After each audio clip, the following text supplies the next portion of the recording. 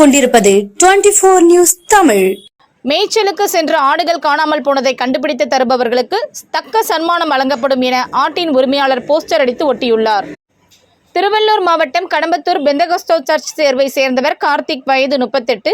இவருக்கு சொந்தமான வெள்ளாடுகளை கடந்த 26ஆம் தேதி புதன்கிழமை அன்று இவருக்கு குட்டிகளை ஈன்ற 2 ஆடுகள் உட்பட 13 ஆடுகளை தனது வீட்டிற்கு அருகே உள்ள சுடுகாட்டு பகுதியில் காலை கார்த்திக் தாய் தேவகி மேய்ச்சலுக்காக அழைத்து சென்றுள்ளார். பின்னர் மதிய நேரம் ஆனதால் தேவகி ஆடுகளை அங்கேயே மேய்ச்சலுக்கு விட்டுவிட்டு வீட்டிற்கு மதிய உணவுக்கு வந்துள்ளார்.